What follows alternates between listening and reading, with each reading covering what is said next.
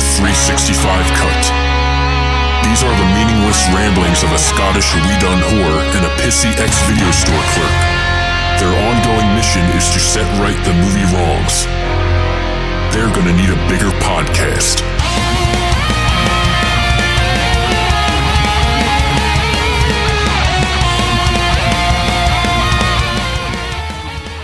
Hello everybody and welcome to episode 91 of the 365 Flicks podcast. My name is Kevin and I am the pissy ex-video store clerk, and next to me is... I am Chris and I am the slightly AIDSy Scottish Whedon whore. You are, yeah. Yeah, I'm a little bit, my throat's a bit fucked. What do you make of Whedon not getting the full where did that come from? Just that Snyder's getting Alright, full I'm okay with that. Credit. I'm okay happy with that. with it. I put it on the Facebooks last night that anybody who disagreed, Dev, can shut up. I think it's the right thing to do. Yeah, I think it is completely the right thing to do. But yeah, we're not going to get into that because that is probably a news section for our next episode, which will be 92. This, however, is an indie talk episode, and we've got a good one for you guys. We've got an absolutely fantastic interview for you here. It was more of a chat. Same thing. Yeah. Same thing. We're good at chatting, not interviewing. What are we, Michael Parkinson over here? We're the 365 Flicks podcast. This is what we do. Yeah, and we've been told that we're great. Well, we are great. Yeah, there you go. That is a quote. So, yeah, we're going to get into this. This is an interview with Danny Eycott, a lovely, lovely gentleman that we met on the set of Blacksite. You may remember if you go back to the Blacksite episode. This is the guy who basically kept us going all day, kept us plying us with coffee and keeping us warm. We didn't get the hot water bottles, but he did offer at one point. He did. He did. So I'm not going to hold that one against him. Just, we're British. We like to be cold. That's the way we are. Well, I am. That's the way I am. Yeah. So yeah, Danny came on to talk about his IndieGoGo campaign, amongst his other projects, because we talked about Textual Relationship as well, his short movie. It was great. That was great. But his IndieGoGo campaign is for a upcoming documentary that they're trying to get made called Micropubs, the New Local, which is all about the growing trend of micropubs. Yeah, because that's right up my street. Traditional pubs are dying. Right up my street. Unfortunately. What? The pub? The micropub? I see what you did there. That's right. But first, before we get into that interview, Chris, you've got something to do. You're joking. I'm half deed. I don't care. This is your baby. Well, don't try and derail me because I'll kill you. This is your baby because you finally, when we were away in America, because by the way we went to America, you finally admitted that, I'm the workhorse and you're the talent. That wasn't when we were in America. Was it not? That was when we were stood outside the other day watching The Outlaw King be filmed. Right. And that's where the bloody cough came from. So you agreed that I'm the workhorse, you're the talent. I agreed nothing. Which means this is your baby. So roll the pimpage. I didn't agree anything. Oh, by the way, yeah, we had a big Hollywood movie getting filmed in our hometown. Yeah. With Chris Pine and everything. Yeah, it was pretty cool. Didn't get to touch him. I would have. Yep. Okay. Okay. So yeah, look out for that. I will try to get through this without coughing like a son of a bitch. Okay. But as you will hear from the upcoming interview, I have been coughing like a son of a bitch the entire night. It's better than me, because the last episode 90, man, I just gave up on editing that bitch because I was coughing all over. Yeah. But yeah. I will try my hardest. It's time for you to do the right. Are you might be. Anyway, are you ready? I'm ready. Okay, right. So, Kevin. Yes, Chris. We are the 365 Flicks podcast, don't you know? Podcast. I've got a blocked up nose. Fuck off. We are a podcast, not podcast. I'm going to throw something at you in a Come minute. on, then. You can find us on Facebook and Twitter if you search for 365 Flicks podcast. Your voice is dying already. Would you like me to do this? I think you should do this because I'm not getting through it, and I want to go home and I want to have a beer. Well, this is going to be terrible because I never do this, but we are the 365 Flicks podcast. You can find us on Facebook and Twitter. Just type in at 365 Flicks pod or podcast on the Facebook. You can leave us messages and all sorts and whatnot, and we probably won't answer you. You can also find our fantastically... No, we've got 100% on Facebook. We have, yeah, because we respond within 20 minutes? I think it's an hour. I didn't realise I was watching our Facebook that often. Well, I don't do it, so... Tiny bit obsessive. You can also find You're our the workhorse, aren't you? So you can also find our fantastically sparkly awesome website at www.365flixpodcast.co.uk, where you can find fantastic reviews written by me because I am the workhorse. Those reviews are also shared on the nerdly.co.uk website, which is ran by the fantastic Phil Wheat. We love Phil. He is also a workhorse. But that is not the only website we are on. We're also on the Tangent Bound Network. We're on Weeby Geeks. We're on Wicked Radio Network.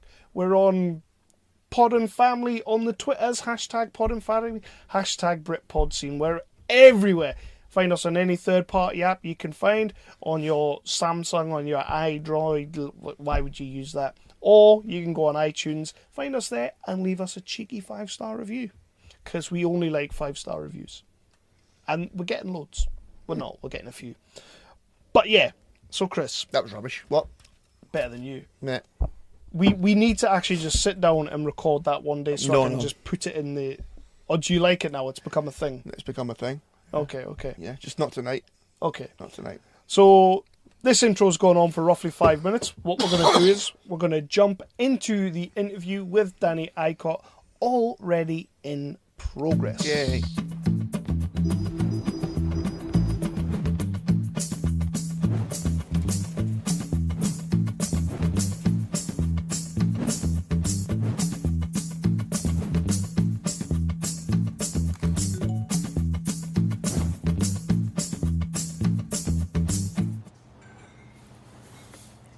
You look like you're doing the computer.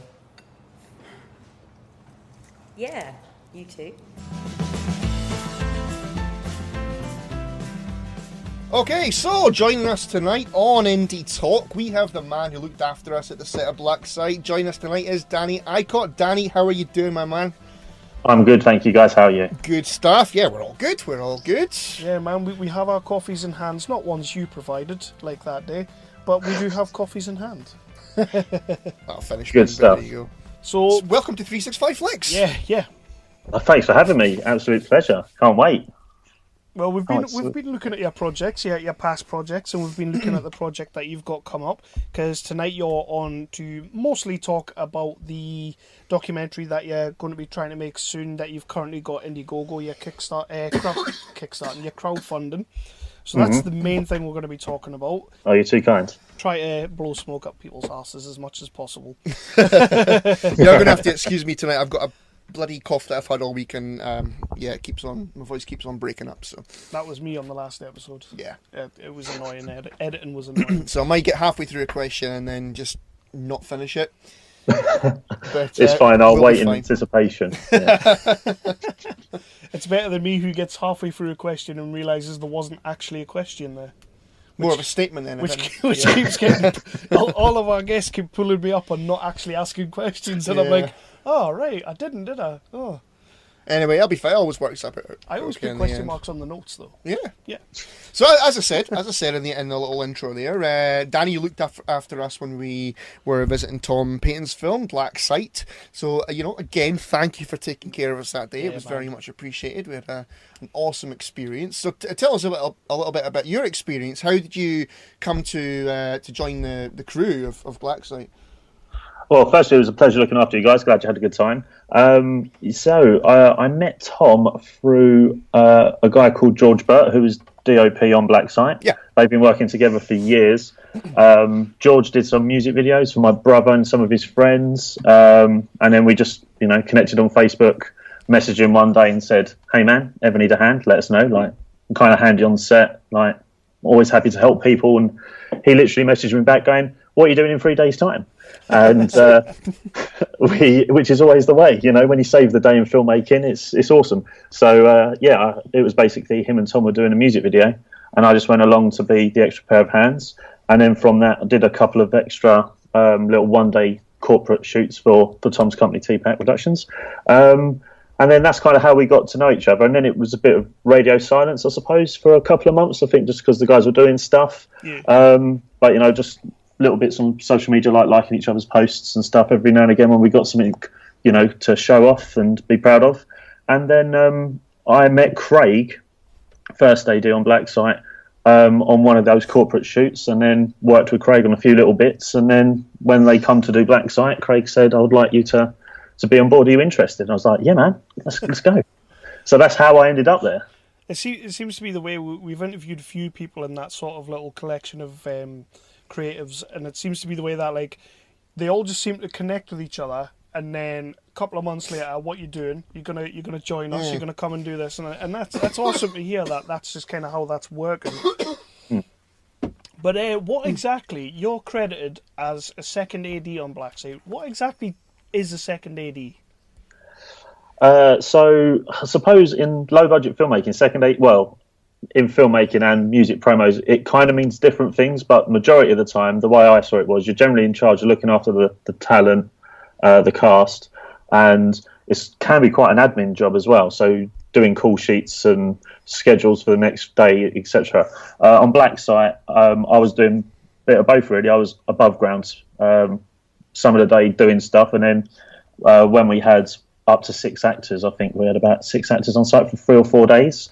I was in the tunnels making sure those guys were okay, making sure they had tea, coffee. You know, you had it firsthand. You know, it gets cold down there, so making sure I give them my coat, fill up some hot water bottles, give them some tea, coffee, make sure they get some food, and just make sure everyone's happy. And then I just did that for the crew as well, just because there was a fair few of us, and I like being helpful.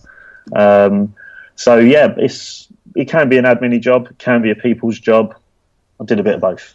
That's cool. Yeah. Well, you did a good job. Well, thank you. That's good to know. Kept us warm. Although I know it's good to know, but it means very little coming from us, I suppose. No, it's also no. I was just trying to make sure everyone was happy. Like, you know, that's how film sets go. If people get unhappy, then you know things slow down. So just making sure everyone's happy, got something to eat, some hot water. It goes a long way. Making sure that Mike wasn't tripping over the wires and breaking legs, because we know he's clumsy. So.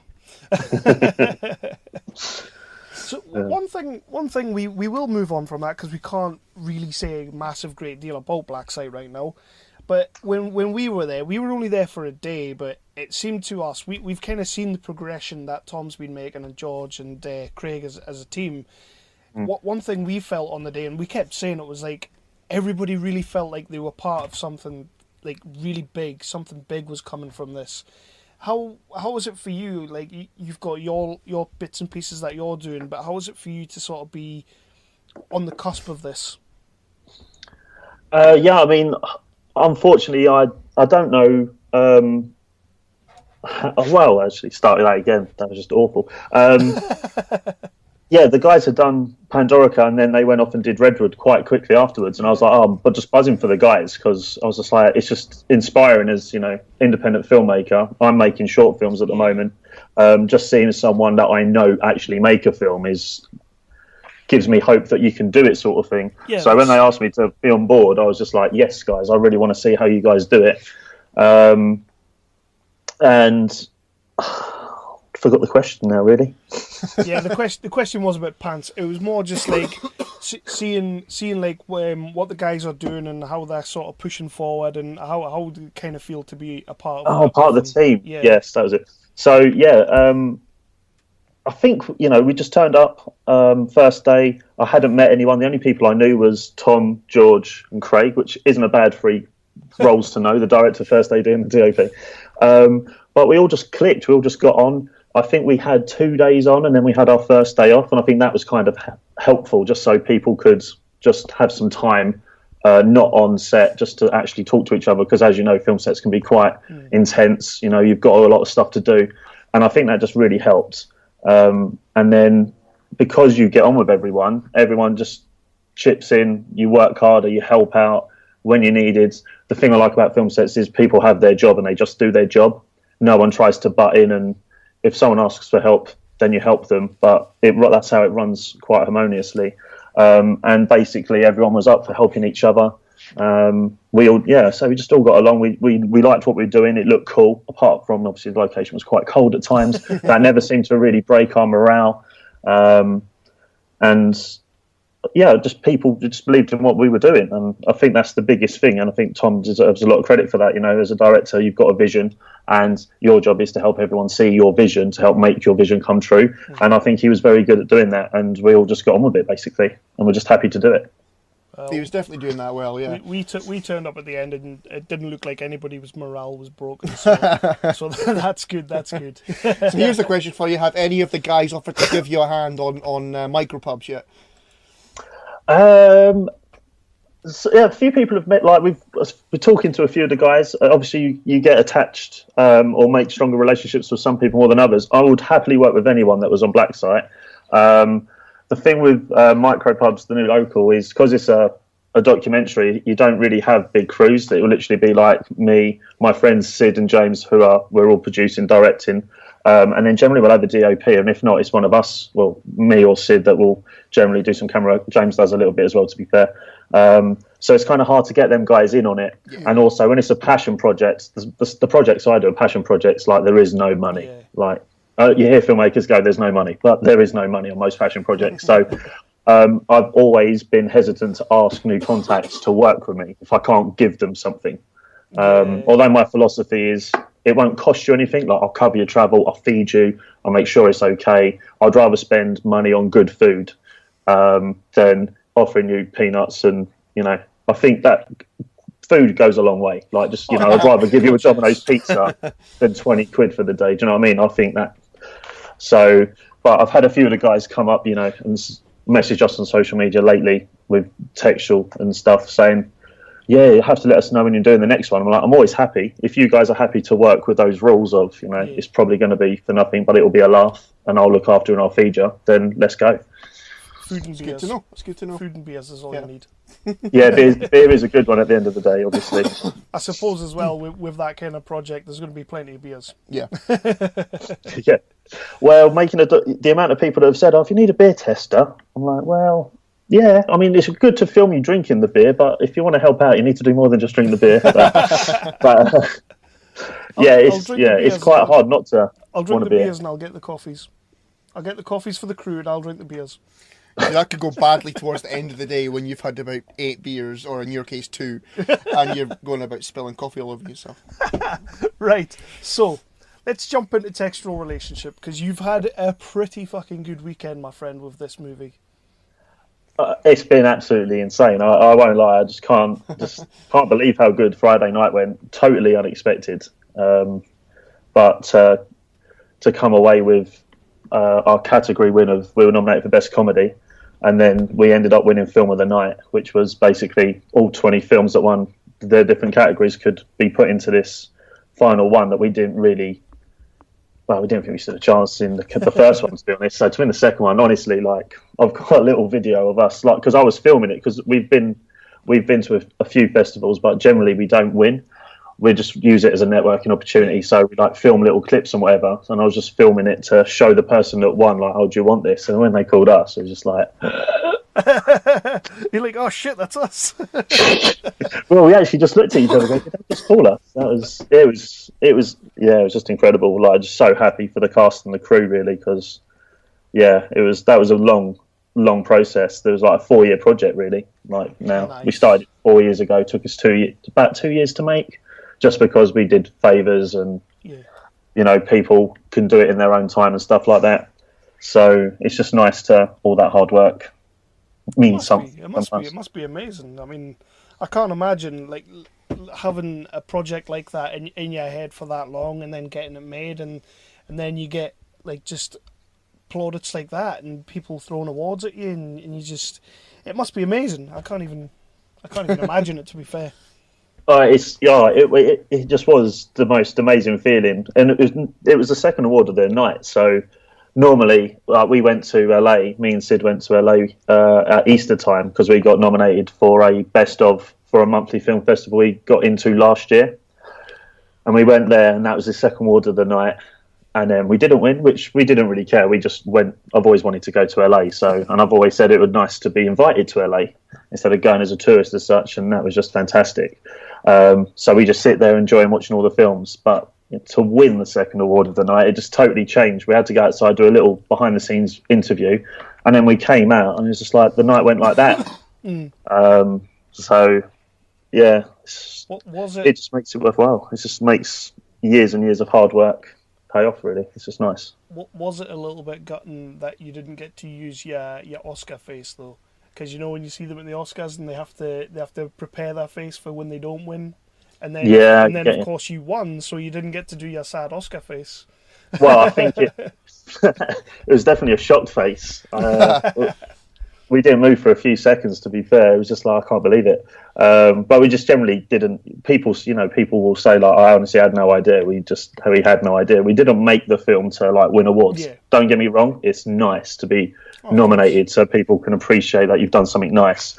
But that is the last film festival. We entered the film festival about a year ago. It's taken them a while to the organisers to sort it out because of different things they've been doing. But it was the perfect end, really. So I think we're going to have to start talking about a sequel. A lot of people have always asked us, "Are you going to do a sequel? Are you going to do a sequel?" Well, we might just do one. So we'll see how it goes. We don't want to force it. It kind of begs for one. Well, we'll talk to the writer Tom. I mean, we didn't write the film. It was based on a 15-minute scratch play by a guy called Tom Glover, and it was an awesome play. And then Sid, the lead actor, David, went to Sid because we'd worked with him on our university projects and said, you should have a look at this. I think we should make it. And then we went from there. It took a few months to track Tom down, get his permission. And yeah, he's been really pleased because he hadn't had anything made, I don't think, at that point. But since then, he's been writing scripts and having chats with like the BBC and a few other production companies to make some of his stuff. So it's nice that we got to make our first film, since we left uni, and he got to get something made for him as well. And it really is nothing without a good script. You can make a good script a bad film, but you can't make a bad script into a good film, really. So we owe a lot to Tom, really, and he liked it, which is what it's about as well. So, well, yeah, we both liked it as well. So there you go, and that's what the 365 review matters. These days. 365 recommended, definitely. No, that's awesome. What was your favourite bit, if you don't mind me asking? Definitely the roommate stood behind him when he was having a wank. Yes, yeah, that's don't say what the kid was doing. Just leave it. That to me that was yeah. And I was kind of sitting there watching. Actually, I tell you what, I've got another bit when they're sat in the park and the couple across the road are getting tore into each other, and then she sends the love heart by text to him. That was funny as hell as well. And did she not say that's the first time I said I love you? And he's like, well she didn't say. You didn't. Yeah. No. It was brilliant. Why don't you take a quick second to let the listeners know exactly what Textual Relationship is about? Okay, so Textual Relationship is a short rom-com, and the tagline is "They were so much hotter online," and it's basically about the digital romance world that we live in now, where people communicate better via apps than they ever can in real life. I mean, the reason I got involved in the project was there are people that are like that. They're just so desperate to want someone, to be with someone. They'll do almost anything to be with them, but then when they actually try to have a relationship, it just doesn't quite work out. And when we first started the film, there wasn't shows like First Dates and The Undateables and the other sort of dating programs that the mainstream TV channels were making. So I think that's kind of helped. When we first started, there wasn't really this kind of audience to watch these kind of awkward comedy romantic meetings. So it's basically two hopeless romantics trying to find love in the digital age, but they just don't know how to speak to each other. That was one of the things I was thinking as I was watching it. I was thinking how it's completely socially relevant to right now. And then when I went on IMDb and I saw that you had made it in 2015, I was like, holy shit, kind of saw this one coming. Because there's been times when I've been sat in the house. I mean, I'm a happily married man, but there's times when I'm sitting in the house and the wife's on one side of the couch and I'm on the other side of the couch, and we're both kind of texting away, not each other, but we're both kind of texting and all that, and I'm sitting watching this film thinking, holy shit, is this what I'm like? That's definitely what you're like. Oh, cheers. Only when you're around. Nice. Just loved the concept, really, and I think we've always had this thing that people now have social media lives. Yes. And we get really hung up with what our Instagram and Snapchat life looks like, and we don't really pay enough attention to our actual life. And I think that was kind of the inspiration behind Tom to Find It. I think he was walking around Leicester Square, and if you ever are whenever you are in London or just the local town centre, just look around and actually watch people. I love people watching.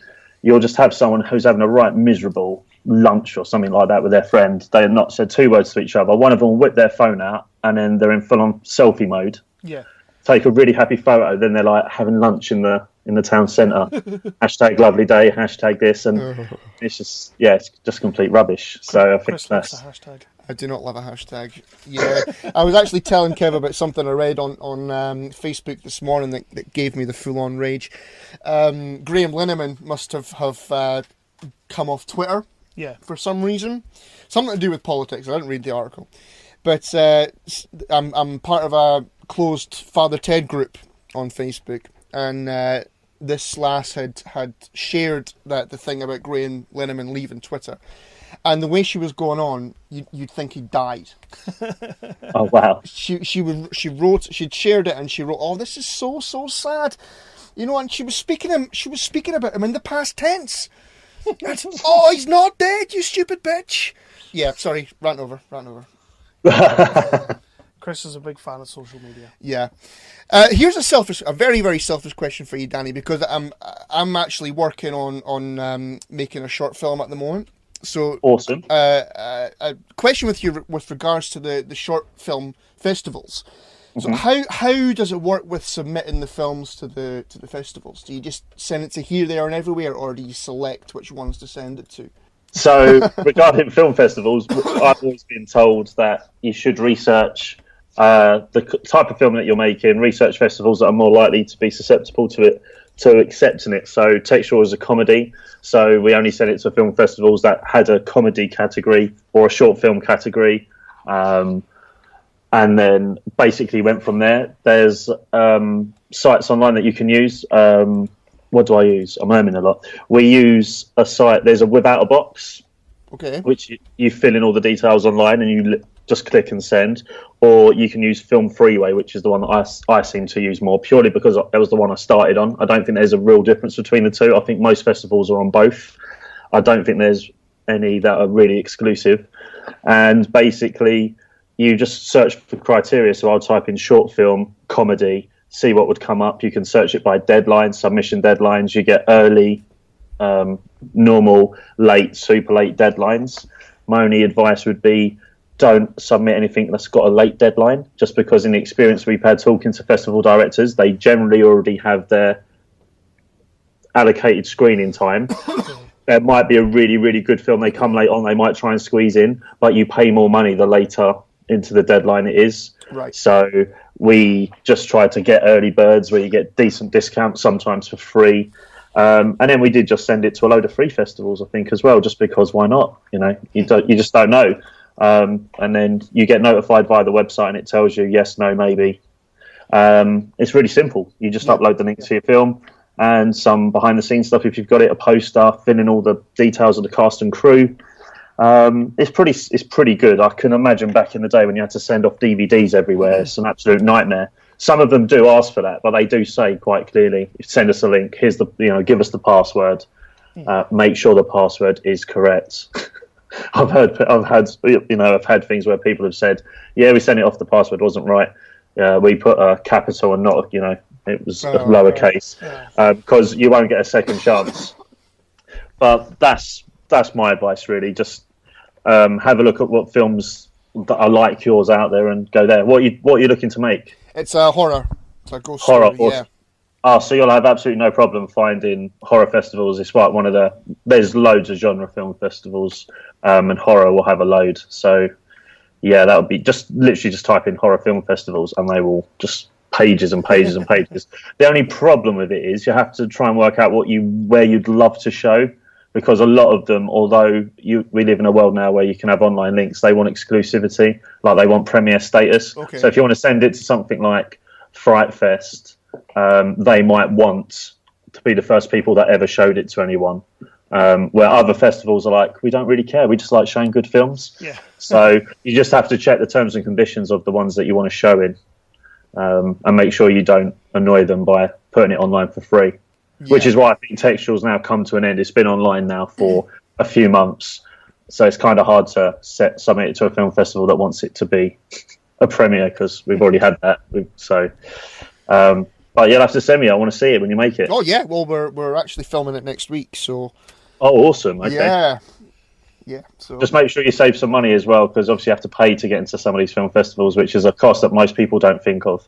They generally say 10% of your budget could be towards that, but not really set a budget. you'll I've spend just it. kind of gone, okay, that'll do, and yeah, that's what that costs. And just create a Film Freeway account, have a little look under horror, and then just see what's there. You can search by how much you want to spend on entry, how many years they've been going, the genre, selective ones, and just have a little look. Sweet. Okay. Just put it on Facebook. It'll be all right. Just put it on Facebook. Yeah. Okay. Yeah, I'll put it on Facebook. Yeah, or talk to some filmmakers. Yeah, see where they went. Well, if you know any film festival directors, just talk to them. Sometimes they waiver their fee. Not always, but sometimes. Like if they really want to see, if you go to one film festival, say you pay £15 to go in, you screen. There might be other film festival directors there, and they go, "I really like your film. Can I play it at mine?" And be like, "Yeah, that's fine."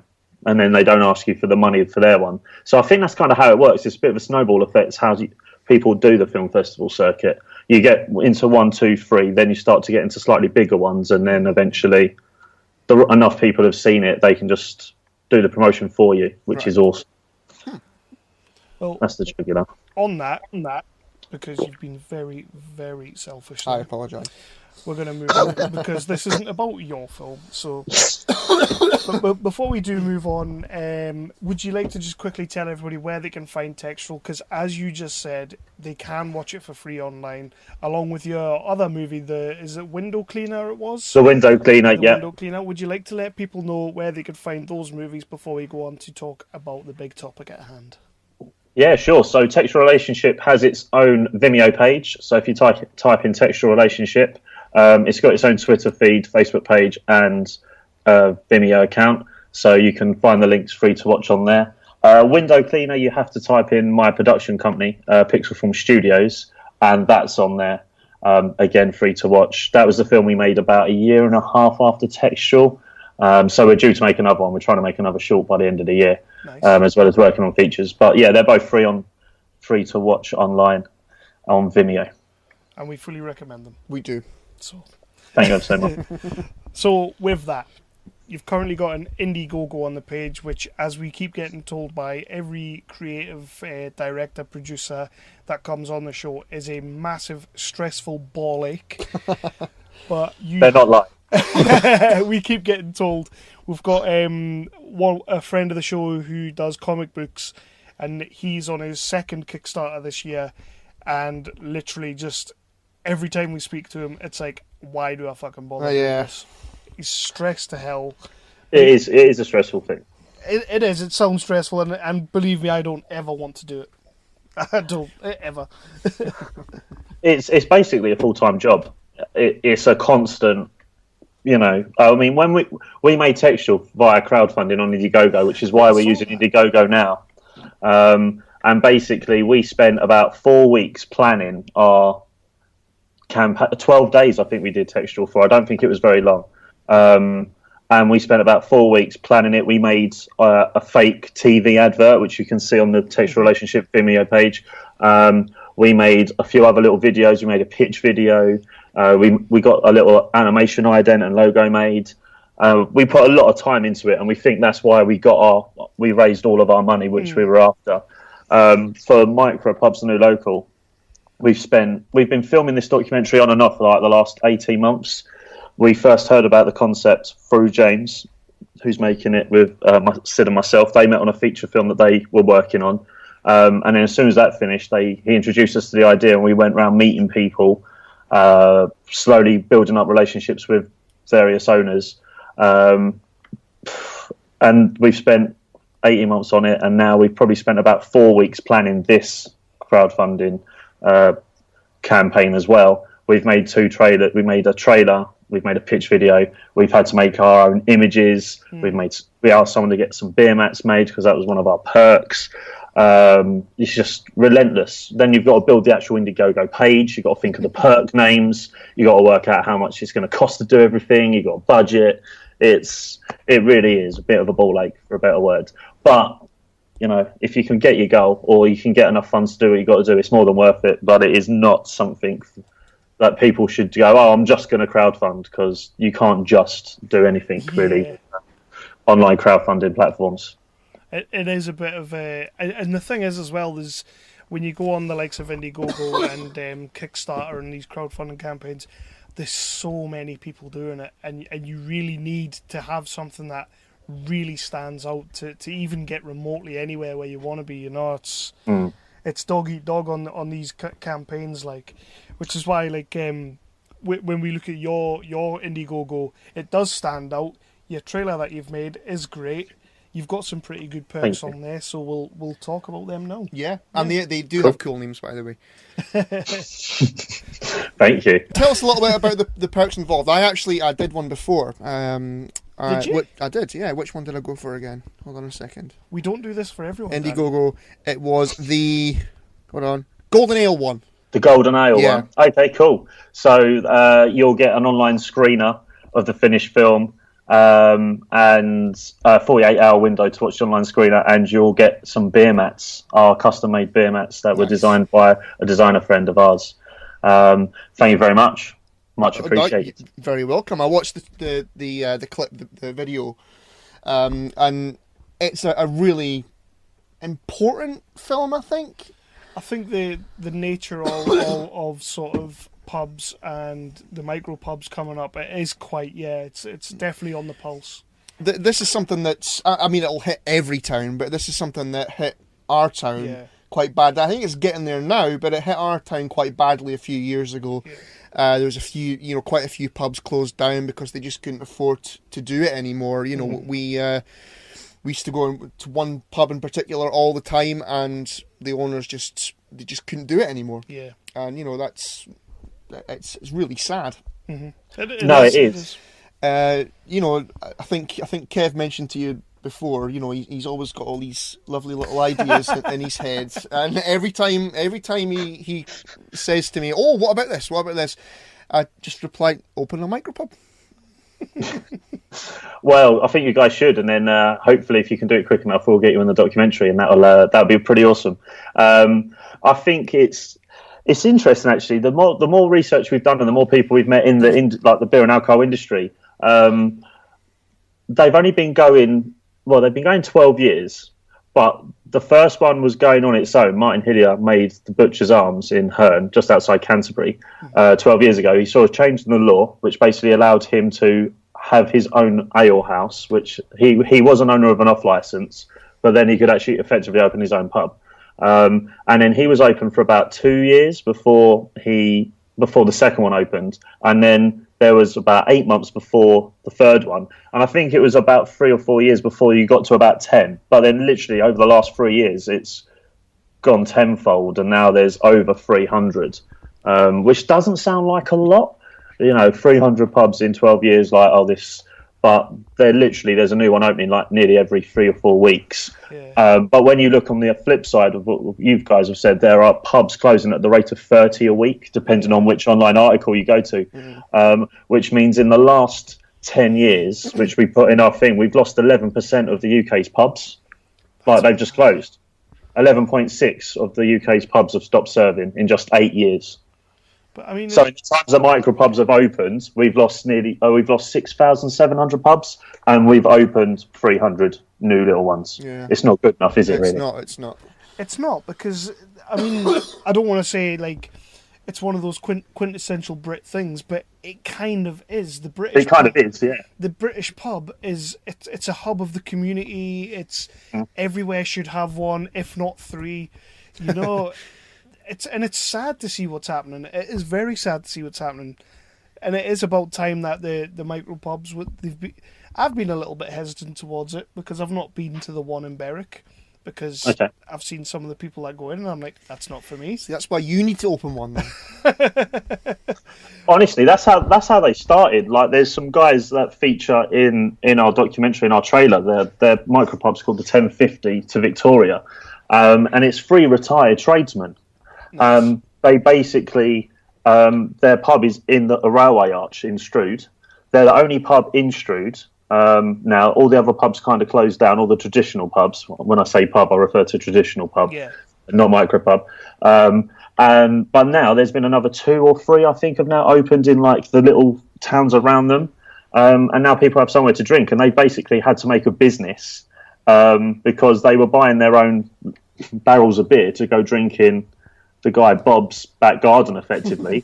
And then as the pubs closed down, their friends were like, where are you going to drink? Where are you going to drink? And then they effectively hand-built, because Bob used to be a carpenter. He's built his own micropub, and it's lovely. Like, it's completely unique. He just goes, if we'd have thought about it, it would have been different. And now they're the only pub in their town, and it's always busy. They're lucky enough to have an outdoor area, and it's right on top of a train track, but no one cares. No, you Like, wouldn't be bothered. you honestly, you don't mind that there's a train going over your head every 10 minutes or so. And like I say, we've had to come out of retirement. We just wanted to go find somewhere to drink a beer, and now everyone's coming, sort of thing. So, and I have to employ people, and that's how most of the people we've been speaking to in our documentary, they either run a pub or worked in a pub and then realised they could be their own boss. And there's people that do want to drink, and that's why I think we want to tell the story, is that people are thinking, pubs are closing down because the drinking habits have changed.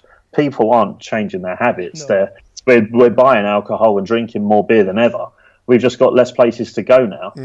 And it's not the landlord's fault either. I mean, unfortunately, like, trying not to get too geeky into the situation. The landlords of tied pubs are just, they're just being treated really badly and deliberately getting pushed out of business, basically. Yeah. And these micropubs are popping up in place of them because you don't need a lot of money to start them up. If you can find a premise to do it, you can be up and running within 8 months, spend a bit of money, but then you've just got constant people that want to come, because if you're the only pub in the area, then if people want to drink, they're going to come to you, kind of thing. Oh, of course, aye. And it's good that they are, like, from what I saw from watching the trailer, we only really saw the pitch trailer on your IndieGoGo, but it does seem to be, there is a community there. People are coming to these places and they're getting what they were getting before. And it is something we need to keep a hold of. It's something the Brits need. Oh yeah, yeah. I mean, when you go abroad, the first thing the Brits do, they go, "Where's the nearest pub?" Like, but a pub is only a pub in the UK.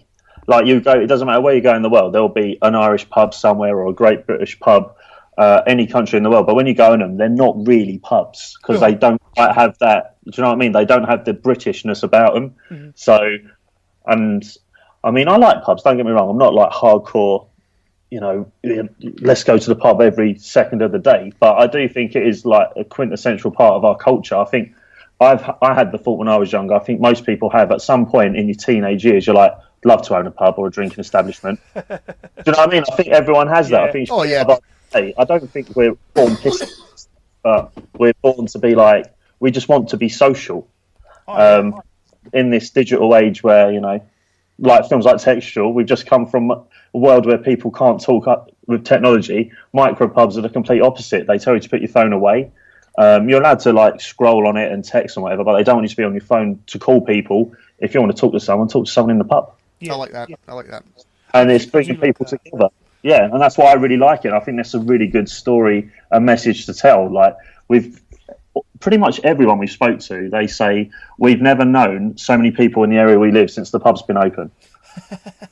Like, my neighbour, I've never really spoke to my neighbour, but we went to the Micropub together, now we're best friends. Or the old girl who lives on the corner, I now know her name because we met in the pub, and it's just somewhere to go. And that's the way it should be. That is, well, that's the thing, isn't it? Again, about being British is, you don't tend to sort of speak to people on the street, that kind of thing. But, like when I'm walking the dog or whatever, just fuck off, don't speak to me, just leave me alone.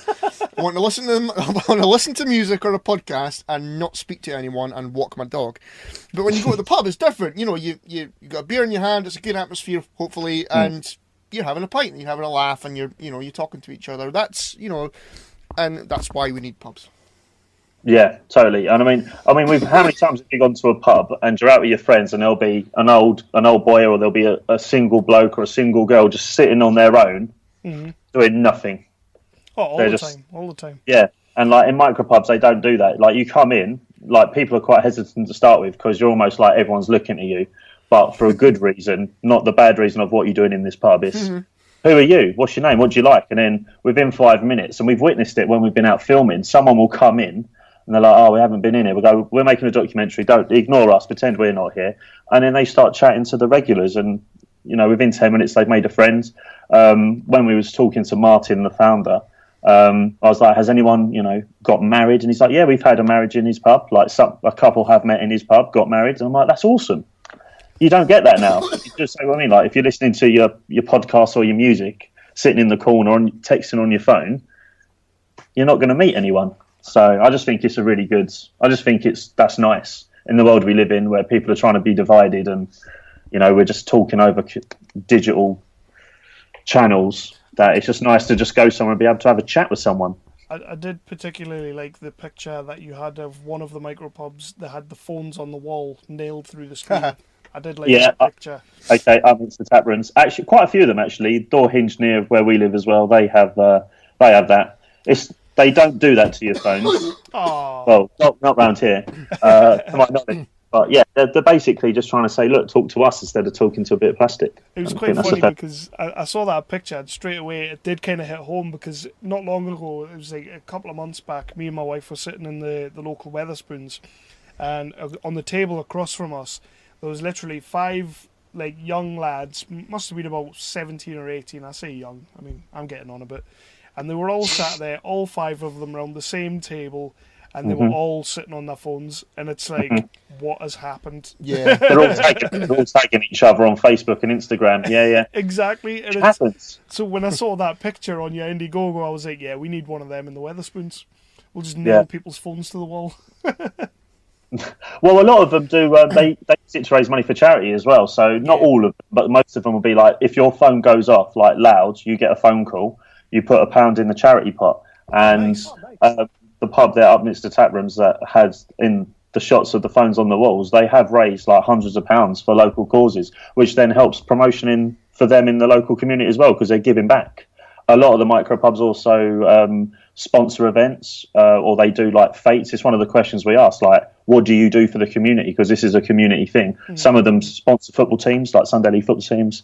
Some of them will just have a beer stand at the local Sunday fete, because they just want to reach as many people as possible, and I think that's really nice. Well, you're obviously very, very passionate about this one. Yeah, I am, I think. I am. Like I say, pubs haven't been like a super massive part of my life, but what they stand for, I think, is very important to me. Like I'm quite a social person. I like the idea that if you've had a long day, you should be able to go somewhere and just unwind, and then have a chat, tell a complete stranger your problems. You can go home and feel a bit relaxed instead of just going straight home, sitting on your phone, watching the TV, hearing bad news, and just getting stressed, and then not sleeping. Plus, every TV show and every soap is centred around a pub, so makes sense. Don't watch soaps. Good point. So, how many micropubs have you been to so far then, making the documentary?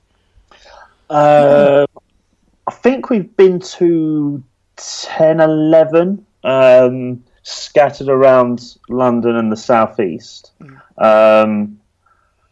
There's like over 300 now. We spoke to most of our local ones, and then when we were doing our research, people with cool stories and interesting stories, because we're trying to promote the culture as a whole, but you need to have, try to meet interesting people. What do they do? Why they did it, and that's the more important thing for me. Like, why did these people do it? I mean, the Owl and the Pussycat, and they were 2 former teachers. They now actually brew their stuff on site. So, like, they could have the tagline with 10 foot from brew to glass. It's literally behind the wall, and they're putting the pint. They make batches on a weekly basis. That's pretty. We've got 3 retired that decided to do it. We've got ex civil servant, work government jobs that have decided they want to run their own pub. We got cab drivers. It's all walks of life. It is cool. It's cool. Yeah, and they've all got really good stories, and they've all got a really good story of how they first fell into a micropub as well. They didn't just wake up one day and go, I want to do a micropub, because a lot of people don't know about it, which is why we're trying to do the documentary, the first documentary on, well, feature-length documentary. We've seen a few student media photography journalist students that will do like a little 2-minute thing for their coursework, and the odd coverage in the newspapers in written form, but no one's really seemed to do anything substantial on it. Get to the root of why it's come about and sort of what it's providing. Yeah, exactly. That's I what don't it's think, all about. and they're honestly, like you said, they could be free. Like most of them have said, they want there to be more. Like they are really helpful. If you walk into a micropub and say, I want to do this, they will tell you, they will help you, they'll help you do through your planning, because it's a selling point for them. Because like you say, I think Thanet's got 8. Just like 8 micropubs plus all the other pubs, but it's a tourist attraction. People from where I live on, Dartford outskirts of London will get a minibus down to Thanet, the coast, for the day, and they'll go in each of those pubs. So they have a little crawl, and then they go home. And people are starting to do that more and more now that there's places that have got 3 or 4, and you've also got the people, the people, the hardcore fans that will go to tick it off the list. Like every time there's a new one, it's a tourism thing. It's good. That sounds pretty cool. It does. I want See, there you to go. make a list. Told you. Well, they've got a guide now. You can buy the first edition of the Micropub guide.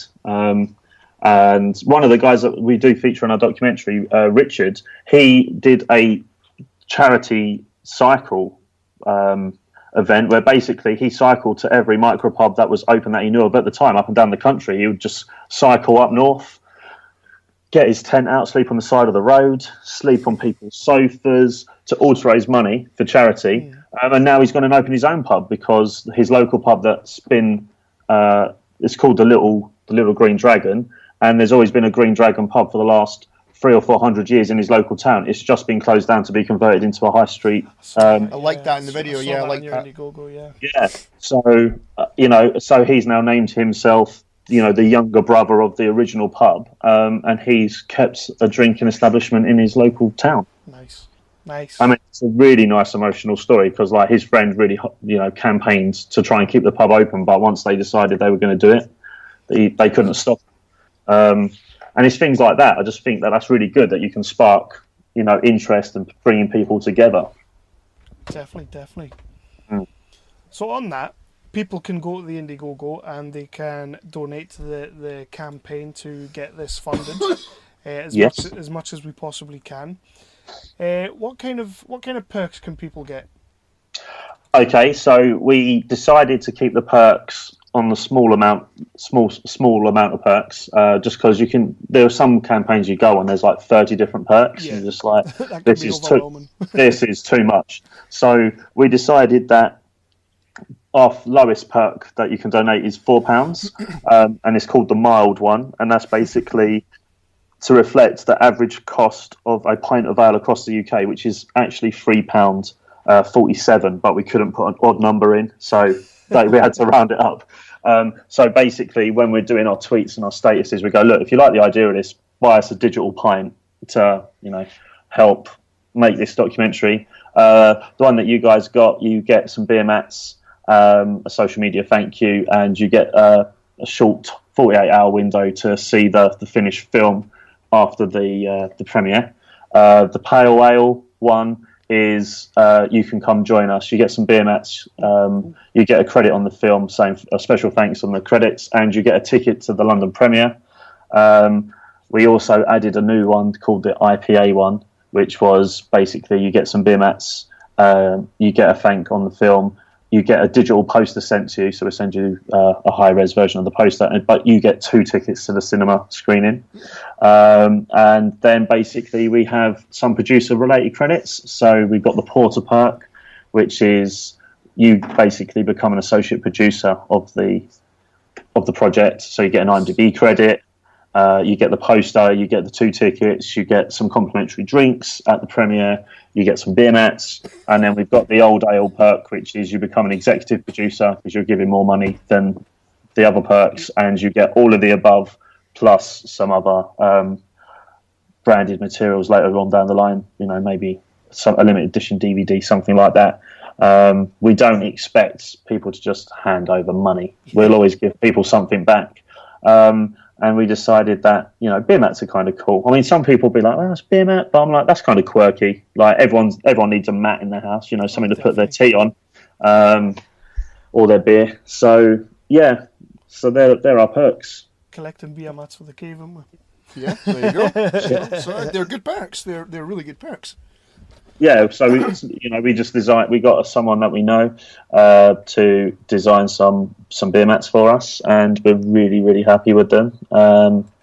So yeah, Jim Shannon, we're really happy with his design. So we're looking forward to handing them out, and it's just like technically it's like a business card, I suppose. You literally just take a beer mat.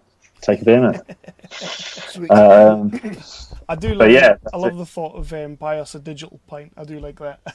It's a nice way of selling it.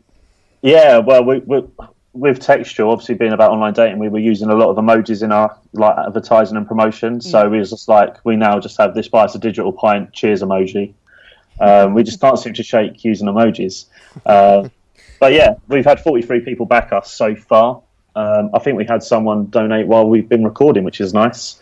So we're doing okay. We're over 20% now. Well, the website says 16, but we know we have got someone that's their payment is pending. So yeah, we're 20% there, which is really good. We've got 7 days left, and we'll just see how close we can get. We set a really high goal of 10k, and the only reason that we went for that was we budgeted it out and said we could actually do this for this amount of money. So the more we get, the more we can do, and it's all broken down on our IndieGoGo page. You can scroll down. There's a nice little pie chart, with all the various bits and bobs on there, so people can see exactly what we are intending to spend our funds on. I like when people do that, because sometimes I've found on some IndieGoGos or some Kickstarters that they'll ask you for the money and they'll give you all the perks and all that, but they don't necessarily tell you where all the money goes. So I like when people like yourself are doing that, putting little pie charts in so that we know what we're giving the money to. It's bit of transparency. We did that same on Textual as well. I think if you ask someone for money, they should be entitled to know what is going on. Definitely. It's just I've seen a few where I've been tempted, and then I look at it and I'm like, well, actually, I don't know what I'm giving the money for. So yeah, and unfortunately with these things, you do get people that misuse it, and you basically people just take your money and can do what they like with it.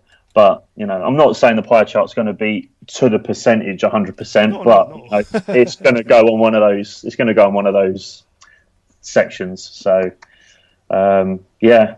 So I'm happy with it. It's been fun. It's hard work, but it is fun at the same time. And I think it's a good enough cause. We do hear that a lot about IndieGoGo and Kickstarter. It's I wish I never did it, but yeah, it's good.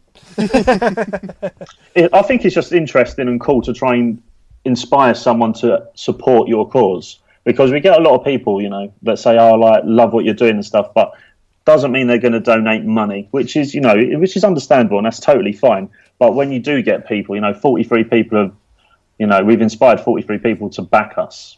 That does give you a nice feeling. It kind of makes the relentless work worthwhile. And at the end of the day, we're making it for these people because they've shown faith in us, and we've got a decent track record with IndieGoGo. We did Textual. Textual's turned out really well. Did far better than we ever expected. And we don't really know where this is going to lead us or how it's going to go, but we're going to do it. We're going to make it, and we're just asking for a little bit of help, because we've been self-funding, as I say, for the last 18 months, and to get things done slightly quicker, you just need a little helping hand. Oh, definitely. So in that 18 months, and I know you say you're not a hard drinker, but I'm sure you'll have been testing some of the beers in these different micropubs. So how much fun have you been having?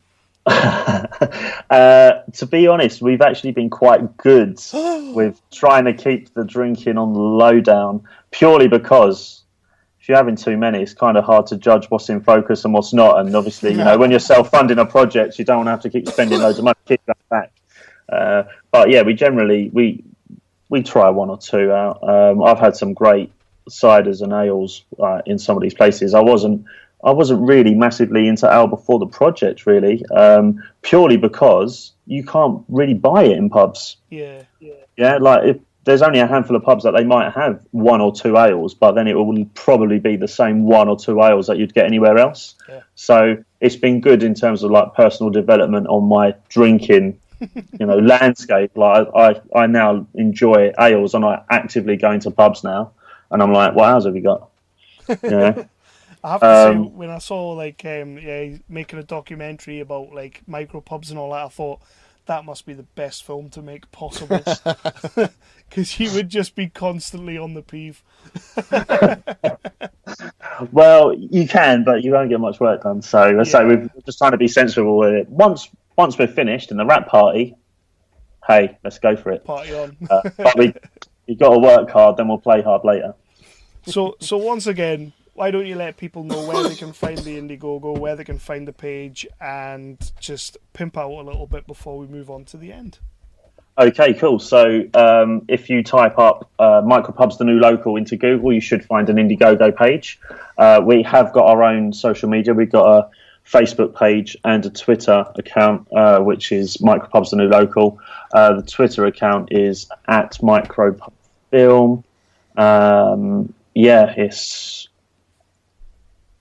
It's all got the same logo. We tried to keep everything really easy to find, because there are a lot of micropubs. Considering they don't like technology, they've all got their own Twitters and Facebook accounts, and some of them have Instagram. So if you just type in micropub, you might not see it. But the New Local at Micropubfilm is the Twitter account, and we basically follow most of the micropubs that we found.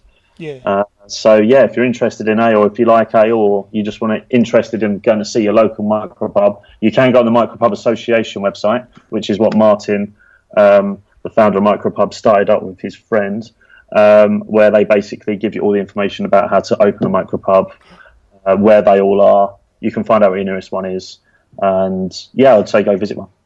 Well, you might have sold me. I may have to have a little look into it. You should have a look into it. Yeah. Well, and tell you what, until Kev gets the finger out and actually opens one, if you do fancy a visit to the Micropub in Berwick, we will buy you a pint. Whoa. Nice. What? What? Did I just offer you to buy someone a pint? Yeah, and you're Scottish, for Christ's sake. Well, there you go. It just shows you. That's probably the first time I've heard you false stereotype. actively offer someone a pint. You can. It's for a good cause. Yeah, it is for a good cause. It is. If they donate to us, we'll tell you, and you can buy them a pint in your local place. You're sticking it too far. It was worth a go. You know what? That's the opposite of perks. Because we live in the arse end of nowhere, I probably will let you have that one. Because you've got to find us first. If you did open a micropub, though, what would you theme it? Because obviously, what the other thing that's good about them is they're all themed. It's basically an extension of the personality of the landlord or landlady. Yeah. So, Kev, you don't want to be doing that. So, would it be film related? It would probably be film related. It would have to be for me. I've always said to Kev that it would be cool to do like a sort of Planet Hollywood type thing where you've got a dozen movie crap on the walls and all that kind of thing. I thought that would be a good theme for a pub. No, I agree. That's if I was going to do one. I've said to my other half, I'm like, we've got this new thing called micropubs. I think we've got to open one. And she's like, this is the new fad. I'm like, yeah, because I'll see something and I'll be like, oh, we should do that, without thinking of the effort and all the money you're going to need. But I would want to film. So. That just it sounds like I'm speaking to me there, because I'm very much like it. Really does. Yeah, I'm like, oh, we just watch a documentary on anything. I'll be like, I think we should do that. Yeah, I'm right there with you. I was, just as long as it's not like a Nazi documentary or something. No. Yeah, well, if you like, maybe get the old make your own beer, from the high street shops. See if you like brewing, and maybe why not go for it. Yeah, Here you go. Yeah. It's one of the largest growing sectors in the economy. Microbreweries. Give it a go. See, now you're just trying to sell it to me so that I can be on your documentary. That's all. I would love you guys to be in the documentary. It'd be great. Come up and visit. Trust me, you just said I'd get a pint if I come visit. So trust me, the last thing you want is me in your documentary. Right. So one last thing before we wrap up. Okay. We have a section that we like to do on the podcast, which is called the 365 Picks. Mm-hmm. And basically it is, obviously, You're a director, you're a filmmaker yourself, you love films, we can tell that automatically. What this is a section that we put on the website of 365 movies that we think should be seen before you die as chosen by our guests. Doesn't have to be that one movie that you think you must watch, just a movie in your mind that you think you've got to see it. Oh, any genre? Just like a favourite of mine that I think people should see? Any genre. We've had all sorts so far. Oh, we have, yeah. Whoa. It's a very on-the-spot question, but that's why we do it. Yeah. Well,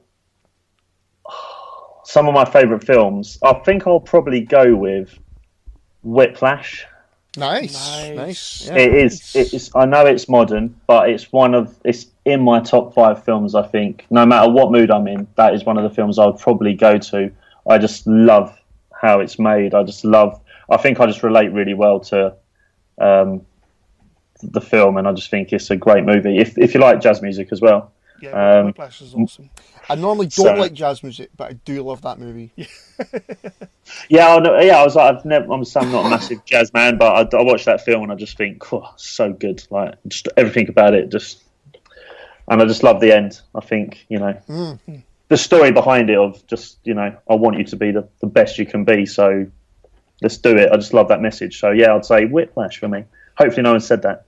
No one said that. That's a good pick. We haven't had that yet, but one question is, how did you rate his follow-up to Whiplash? I did like it. I did like it a lot, actually. I think the thing about Damien Chazelle for me is I think I connect with him really well. Like, he gets me involved in his films, but Whiplash left me really inspired. La La Land left me really quite depressed. Yes. So I think it's Marmite with people. They either go, oh my God, it's so amazing and really happy, and the other half of people go, oh my God, it's so depressing. And I'm in the second category. I just think it was sad what happened to them. No? We have a friend of the show from over in America who constantly goes on about how La La Land is the best movie ever made. And oh wow, okay. Yeah, right. And when we were over there, we tried our best for that whole day that he was with us to convince him that it wasn't. That wasn't happening. I mean, it's good, but I don't think best film ever. Oh yeah, this is a film student who talks about films like he's a film student. But yeah, apparently La La Land's the best movie ever made. It's definitely a good film. I wouldn't say. Yeah, I say if it made me smile, then maybe. But I just get wound up when I watch it. I'm just like, oh, so do I, it's so wrong. What's happening? These guys should be together. But anyway, right, man. Danny, that is going to be going on the list on the website as soon as I can get round to updating it, because I think we're a good 6 months behind on it. But I will get it updated. Whiplash is going on that list. And thank you, mate. This has been a fantastic crack. I've really enjoyed this. Yeah, this has been awesome, and thank you for the advice on the film festivals earlier on. Yeah, you got really into called that. Me selfish. Oh, I wasn't. I need to know these things. Shut up. You don't go. No, I don't think it's selfish. Just if you got any questions, just fire them over. You know. Thank you. We're Facebook buddies. We can do it.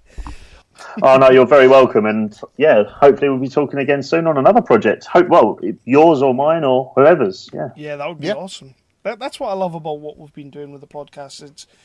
It's a very connected community. This independent filmmaking, and everybody seems to be really into it, and everybody seems to be really helpful and just wants to talk, and we want to be part of helping promote. Yeah, it's just cool to be, sort of part of what you guys are doing. It's great. It's awesome. No, once you meet people, it's just become your family gets a little bit bigger and a little bit bigger, and everyone just likes helping. Like you can't make a film on your own, so you just get out there, and I just love people that go out and do it. And I say, if you want to make this short film next week, just go out and do it. I think filmmaking is the most insane sort of drug feeling ever. Like you cry, you get no sleep, you're unhealthy, you get stressed to the hill, and then you finish a project, and then you see people react the way you want people to react to it, and then it was all worth it, and you can't wait to do it again. Nice. Well, I've already started working on the sequel, so Oh, good. There you go. Thank you very much. Yeah, thank you, my man.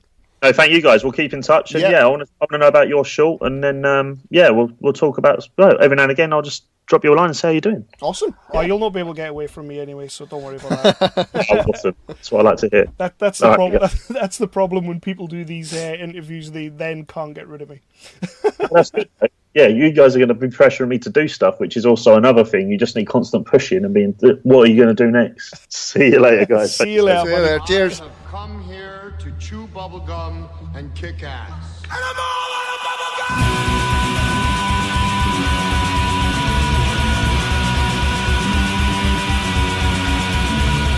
Astro Radio Z is a horror, cult, exploitation film podcast hosted by me, Derek Carey. I was one of those monster kids growing up. The one that used to sit in the back end of that video store and scour over every single last film cover you saw back there. From the slashers, to the monsters, to the sleazy stuff. Yeah, I was freaking obsessed. And I still am. So much so I became a filmmaker myself.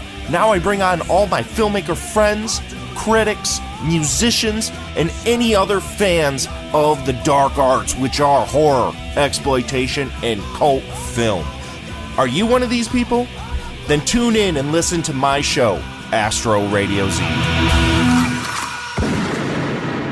So that was Danny. That was Danny. Yeah, good interview. Thoroughly bloody nice bloke. He was. He was a gent. He was a British gentleman that you would meet in a nice British micropub. Exactly. I'm liking the sound of these micropubs. Yeah, you're really into this micropub. Like, I come up with lots of ideas for things I would like to do, and every time I mention it, micropub. Yep. Yeah. That's because most of your ideas are shite, to be fair. So. No, my ideas are good. They're just, like, shoot for the stars good. Yeah. Like, I want world domination. I know I you want do. to Kim Jong-il Beric, basically, and just become a dictator of the town. That's terrifying. Putin? Is that better? Putin better? That's fair. Just Is he want better? Trump? well, you do a good Trump impression, I so do a great Trump. just Do you go with want Trump. Do you want to hear my Trump impression? No. Okay, right. It's better than your Rob Schneider impression, to be fair. Oh, so. you totally ruined that. I was going to say, do you want to hear my Trump impression then? Be like, told him not to go in the water. 6 people went in the water. Only 3 came out. There's a shark in the water. That is fantastic. That's dead on. You wait till Dave Hastings comes on this show, because apparently he's coming back on. Yeah, just You specifically wait. for that. You wait till he comes back on this show, and I open the show with, "You're listening to the 365 Flex podcast." See, now your Irish impression, because for some reason Rob Schneider's Irish. it's fucking not Rob Schneider. Oh, I'm gonna. Oh, no, but you're now right, now it sounds like fucking David Bourne as his angel It's Irish. It's Donald Sutherland, isn't it? I'm gonna have a panic attack in a We've minute. got 33 listeners on the podcast, but only 2 left after this episode. That is my fantastic Maybe Rob just Schneider. one host left after this episode as well. Oh, I can't believe you don't like my Rob Schneider. It was Robert Shaw, you massive prick. Right, so get yourself onto the IndieGoGo, find the Micropubs documentary, give as much as you can, even if it's just a digital beer, which I love the digital It's pint. great, That's it a is great great, little slogan. yeah. Give us a digital pint. Give them a digital pint, give them a thumbs up, tell them 365 sent you, and if you do give them some money, apparently, if you come up to Berwick, we're going to buy you a pint. Yeah, no, well, that's a bit much. Like I say though, they're not Buy finding, Danny a pint, he looked after us. And, they're not finding Berwick.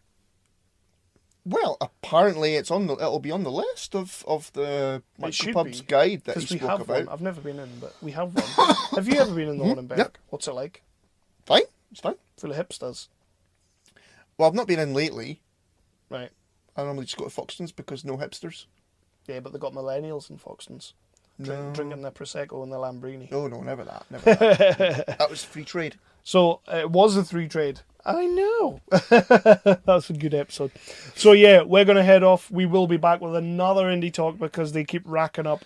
But our next episode will be episode 92, in which we have got a shit ton to talk about. Yes, we do. I watched a movie today that I cannot wait to talk about. I wanted to do it today, but I'm not doing it today. I'll save it for the next episode.